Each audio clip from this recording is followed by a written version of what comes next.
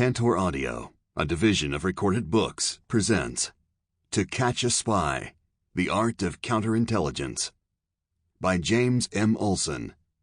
Narrated by John Mclain. Introduction. Treachery. Seek it out. William Shakespeare, Hamlet. Few Americans realize the extent to which foreign intelligence services are stealing our most important secrets right here at home, right under our noses. America is hemorrhaging its vital secrets and sensitive technology, and we are not doing nearly enough to stop it. How many more traitors like Clyde Lee Conrad, Jonathan Pollard, Chi Mack, Edward Lee Howard, and Ana Montez do we need before we begin to take betrayal from within more seriously? How can we sit idly by and watch the U.S. Office of Personnel Management database be breached, almost certainly by China, and not do more to hold those responsible accountable and to prevent future attacks? Counterintelligence, CI, consists of all the measures a nation takes to protect its citizens, secrets, and technology from foreign spies. It is axiomatic in CI that there are friendly countries, but there are no friendly intelligence services. With only a handful of exceptions, everyone spies on everyone else, friends and foes alike. Over 80 foreign countries that we know of either have successfully spied against the United States or have attempted to spy against us. That list, of course, includes countries that are at least nominally considered our friends. Even our good friends, the Israelis, risked our special relationship by running the American spy Jonathan Pollard against us in 1984 and 1985. We Americans, however, should not express our outrage too vehemently or try to take the high moral ground, because the Israeli military intelligence officer Yossi Amit was convicted of spying against Israel on behalf of the U.S. Central Intelligence Agency, CIA, in 1987. The fact that everybody does it should not make it acceptable, since our concern is the harm being done to us. We are losing the espionage wars, and it is time for us to tighten our counterintelligence. The three most aggressive and damaging culprits currently undermining U.S. national security are China, Russia, and Cuba. I will be singling them out for separate discussion and analysis in later chapters. What these three countries are doing in terms of espionage and covert action inside the United States is outrageous and must be stopped. At no time in my career have I considered the challenges for U.S. counterintelligence greater than they are right now. I wish I could personally re-enter the battle, but short of that, I derive great satisfaction in teaching courses on intelligence and counterintelligence at the Bush School of Government and Public Service at Texas A&M University to the next generation of intelligence professionals. Nothing brightens my day more than to hear back from former students about the exciting and important work they are doing in keeping our country safer. Perhaps the best example of that was when one of my former students, now a Federal Bureau of Investigation, FBI, special agent doing foreign counterintelligence work, sent me this message. Professor Olson, I thought you might be interested in knowing that I was the lead FBI investigator for the Kendall and Gwendolyn Myers case. And there's more, Mr. Olson. I personally put the cuffs on them. Way to go. Several years ago, I wrote an article for the CIA's professional journal, Studies in Intelligence, titled The 10 Commandments of Counterintelligence. I consider these guidelines for counterintelligence professionals as valid today as when I wrote them, but in light of subsequent events, I believe they need expansion. I propose to re-examine each of these 10 commandments and to add some corollaries that have surfaced in several recent counterintelligence cases. My hope is that this review of counterintelligence principles and methodologies will be of value not only to professionals in the field, but also to any U.S. government official or classified contractor responsible for safeguarding our country's sensitive secrets and technology. Finally, I believe that a better informed and alert public can play a valuable role in spotting anomalous behaviors that have counterintelligence implications and in notifying the appropriate authorities. A certain amount of theory and doctrine is good, but the crux of counterintelligence is in the specifics. It may be a byproduct of my legal education that I have become a strong proponent of the case study method of teaching. In my intelligence classes, I rely heavily on actual espionage cases to teach the principles, tradecraft, and ethics of intelligence. I have found this to be a particularly effective technique in teaching counterintelligence. In my book, Fair Play: The Moral Dilemmas of Spying, I used 50 morally questionable scenarios from the world of spying to highlight the murky ethical landscape of modern intelligence operations. I will do something similar here. By examining the specifics of several different spy cases, I believe that one can appreciate better the complexities and nuances of contemporary spy catching. It is not an easy task because counterintelligence is extremely hard to do. I sometimes refer to it in my classes as playing 8-dimensional chess against the best minds of other countries' intelligence services. James Jesus Angleton, the legendary chief of counterintelligence at the CIA from 1954 to 1974, described counterintelligence as a wilderness of mirrors that produces an ever-fluid landscape where fact and illusion merge. He was right. Counterintelligence can be an excruciatingly frustrating profession. You lose when you win. You feel good about uncovering spies in our midst, but you are then inevitably hit with the cutting follow-up questions. How could you let that happen? Wasn't it your job to prevent things like that? What took you so long? It is perfectly understandable to me that when Robert Hanssen, the arrogant FBI spy for the Russians, was arrested by the FBI on February 18, 2001, he chose to deliver to his arresting team what he thought would be the ultimate CI insult. What took you so long? So, why do we do it? First, counterintelligence is the most demanding of all the intelligence disciplines, and many of our brightest men and women in national security careers welcome such a challenge. Counterintelligence never fails to stimulate the mind. It appeals to people who love solving puzzles, unraveling knots, and navigating labyrinths. There is also an inherent beauty in dedicating one's life to catching American spies and traitors and to foiling the machinations of our devious adversaries. I had the honor of spending much of my CIA career as a spy catcher and can state categorically that nothing in intelligence work compares to the ecstasy one feels in breaking a big CI case. That brings me to a not inconsequential benefit of being a counterintelligence professional. You join a very special club. I worked with many fine people in my lengthy intelligence career, and I have tremendous respect and admiration for them. But CI professionals are a breed apart. We feel a natural affinity for one another. We know how frustrating and thankless our chosen profession is, and how dangerous a steady diet of conspiracy and doublethink can be to our mental health. Still, we buckle up and march on.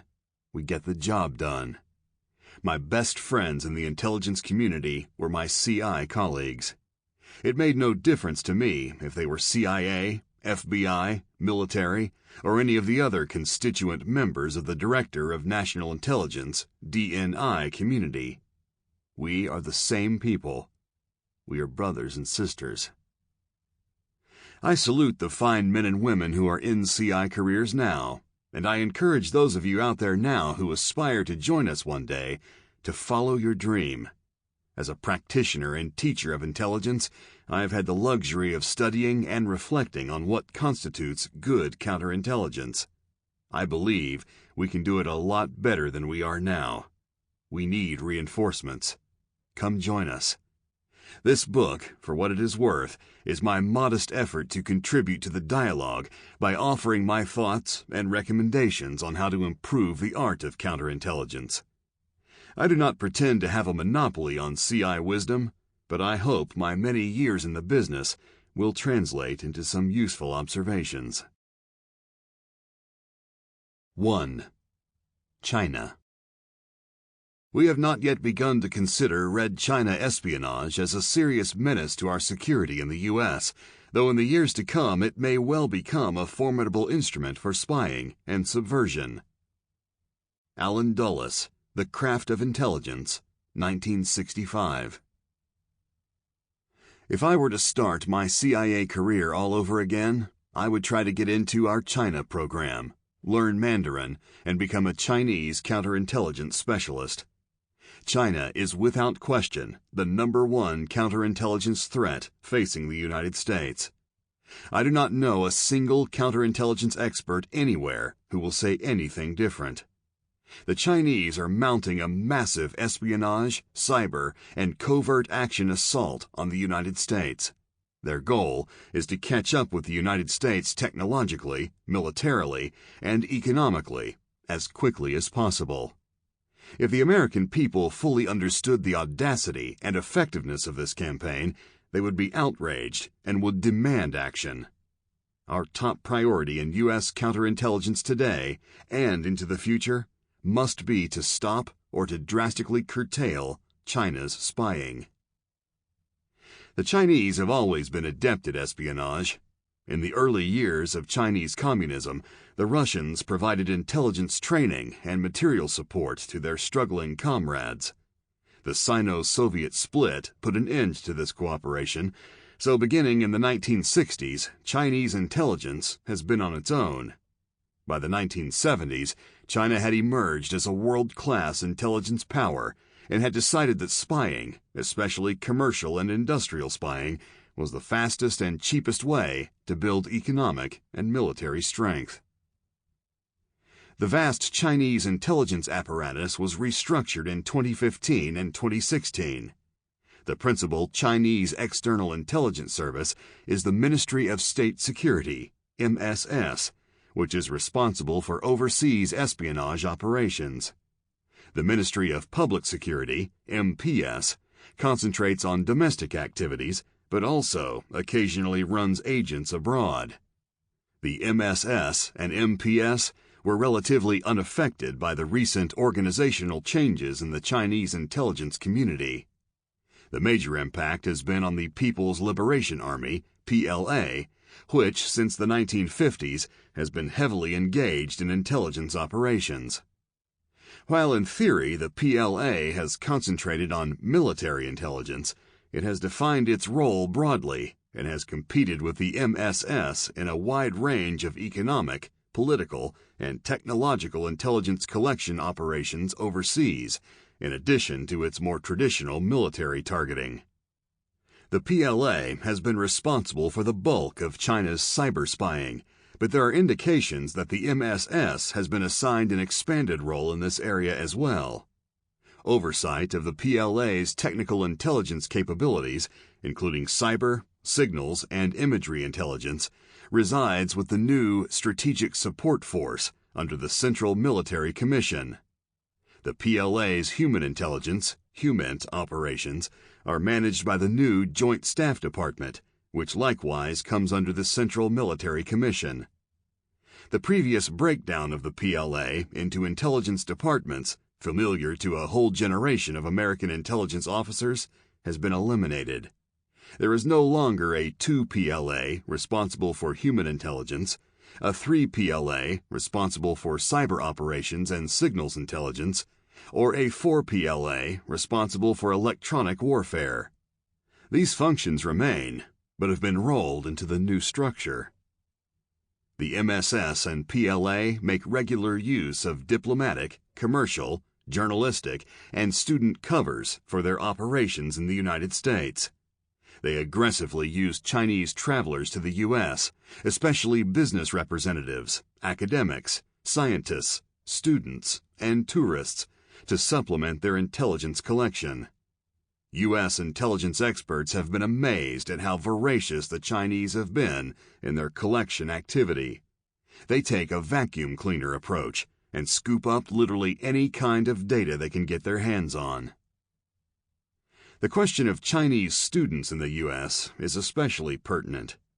According to Statista, in 2016 and 17, there were 350,755 Chinese nationals studying at U.S. colleges and universities, accounting for approximately one-third of the total of international students in our country. A large majority of these Chinese students are studying science or engineering, fields that have direct relevance to China's industrial and military aspirations. Many Chinese students are encouraged by Chinese intelligence to remain in the U.S., to obtain employment, and to acquire lawful permanent resident status. Lawful permanent residents can apply for U.S. citizenship after 5 years of residence, 3 years if they are married to a U.S. citizen. Naturalized U.S. citizens are eligible for U.S. government security clearances after 5 years of citizenship. This length of time is a trade-off between our need for certain skills, particularly technical skills, and security.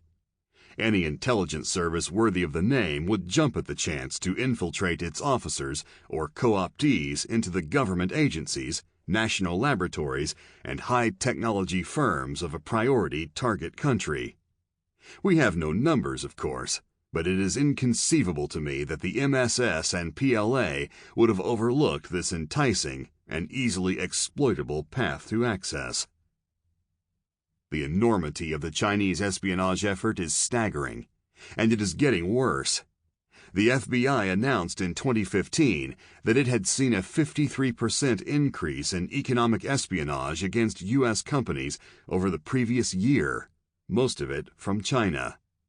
The FBI does a fine job of briefing U.S. high-technology firms on the nature of the threat, but it admits that Chinese spying is so pervasive and relentless that U.S. companies remain extremely vulnerable. The MSS and PLA primarily play the ethnic card in their recruitment operations.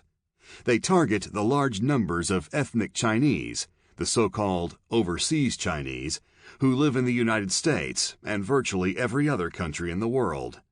The number of ethnic Chinese in the United States is approximately 4 million, and many of them are only a generation or less from the mainland. Large numbers of them still have relatives in communist China, and lots of them, quite understandably, feel pride and sympathy for the culture and accomplishments of China, particularly the great achievements and build-up of economic and military strength under Mao and his successors. The common tactic is to play on loyalty to Mother China and to exert pressure via relatives still living in China. A Chinese American working in the U.S. government or in a high-tech firm would usually be approached on that basis. Not to be discounted, however, is that venality and greed can also play a large role in any recruitment of a spy.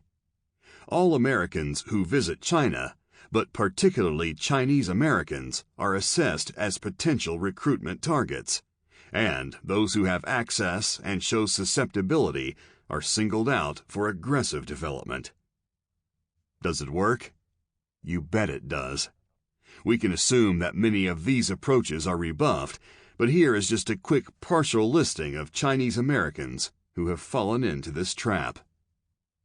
Lieutenant Commander Edward C. Lynn, U.S. Navy, a signals intelligence specialist on the Navy's Lockheed Martin P-3E reconnaissance aircraft, was accused of giving classified U.S. military information to China. He was sentenced to 6 years in prison. Shu-Sing Ho, a nuclear engineer at the Tennessee Valley Authority, was accused of recruiting at least 6 other American engineers to pass sensitive U.S. nuclear technology to China. He was sentenced to 2 years in prison and fined $20,000. Peter Lee, a physicist at Los Alamos National Laboratory and TRW, was accused of passing microwave submarine detection technology and other classified defense information to China. He was sentenced to 1 year in a halfway house. Chi Mak, An engineer working for Power Paragon in California was accused of passing to China highly classified information on U.S. Navy surface ships and submarines. He was sentenced to 24 years in prison.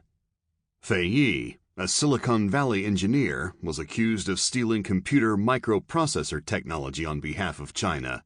He was sentenced to 1 year in prison.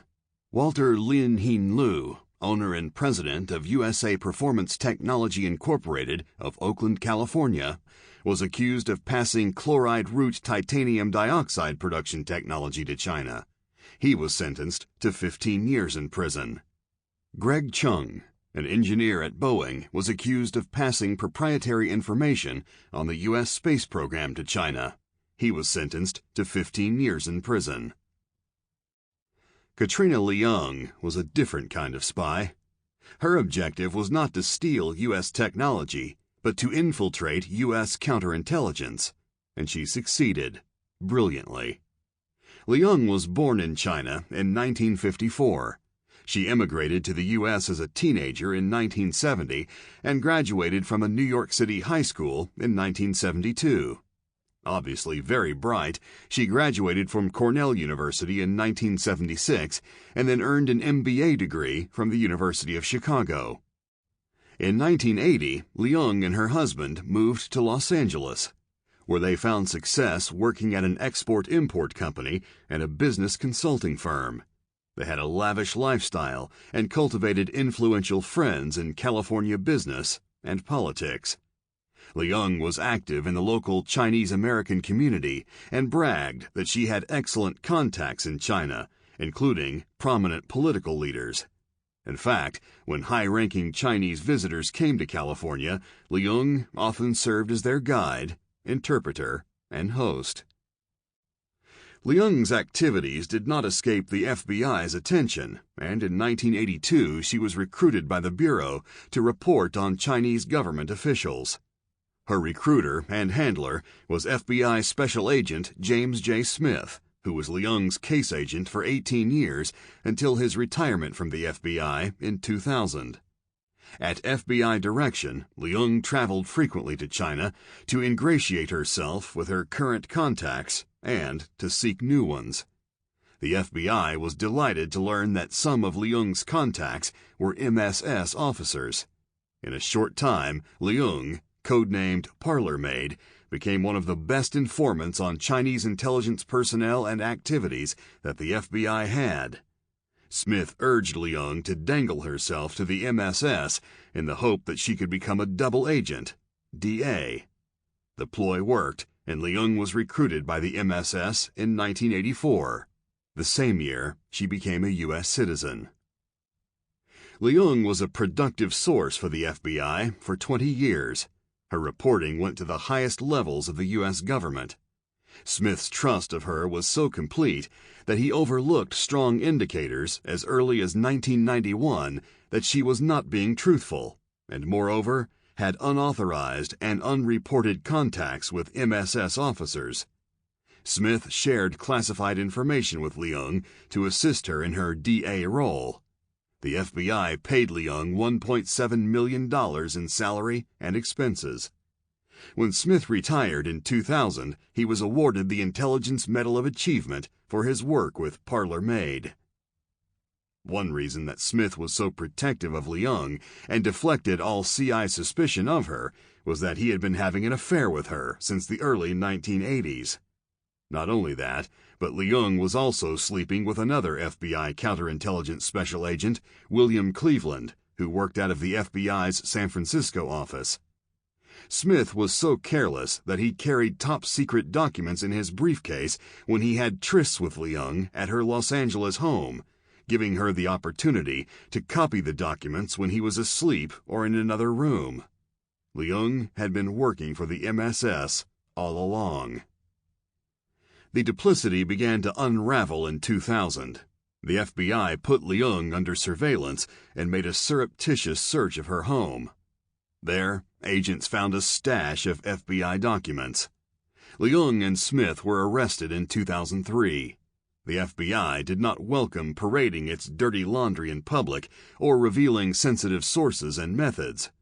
Furthermore, the elements of espionage are extremely difficult to prove in court. So, the case was settled with plea agreements. Smith pleaded guilty in 2004 to a reduced charge of lying to the FBI about his affair with Leung and was fined $10,000. Leung pleaded guilty in 2005 to filing fraudulent tax returns and lying to the FBI. She was sentenced to 3 years probation, 100 hours of community service, and a $10,000 fine.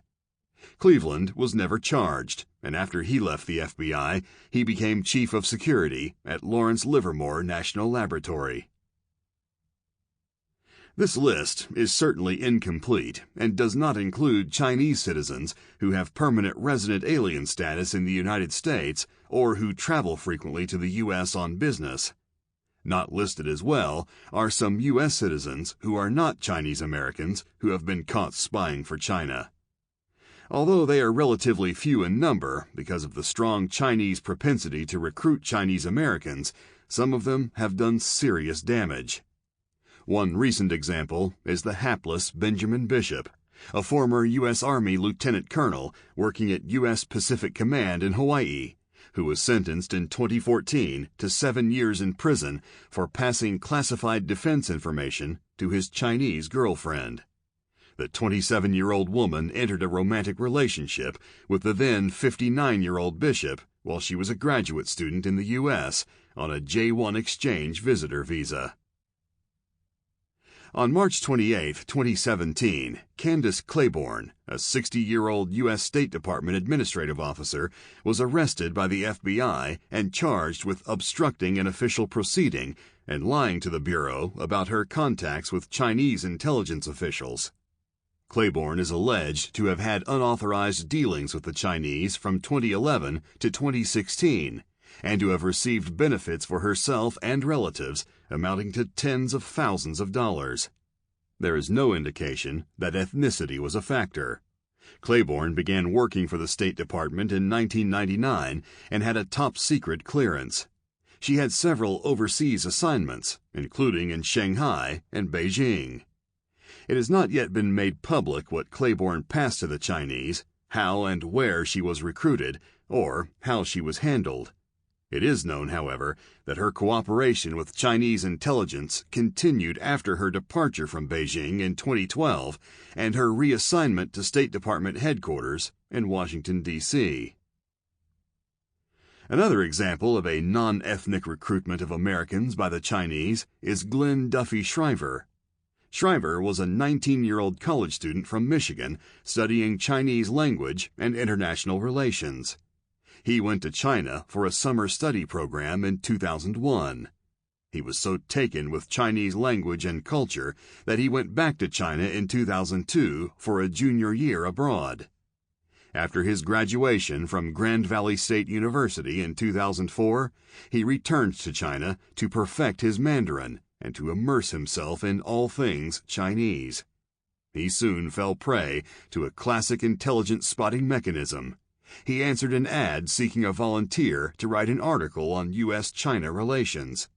He wrote the article, was of course praised by the article's sponsor, and received a fee of $120. The MSS now had a hot prospect and was off and running. Shriver soon realized that he was in contact with Chinese intelligence officers, but that did not faze him. He accepted a payment of $10,000 from the MSS to take the U.S. Foreign Service exam, which he did in 2005. He did not pass. For another payment of $20,000, Shriver retook the exam in 2006, but again failed. Next, he was instructed by his MSS handler to return to the United States to apply to the CIA's clandestine service, which he did in 2007. As a now fluent Mandarin speaker, Shriver was an attractive candidate for the CIA. His processing was suspended, however, when he returned to China to meet with his MSS handler and then continued to South Korea to teach English. During Shriver's China stopover, he was paid $40,000 by the MSS to encourage him to press forward with his CIA application. The MSS thought it was closing in on an eagerly sought penetration of the CIA's clandestine service. Shriver traveled to Washington, D.C. in May 2010 for what he believed was his final processing. In reality, Sample complete. Ready to continue?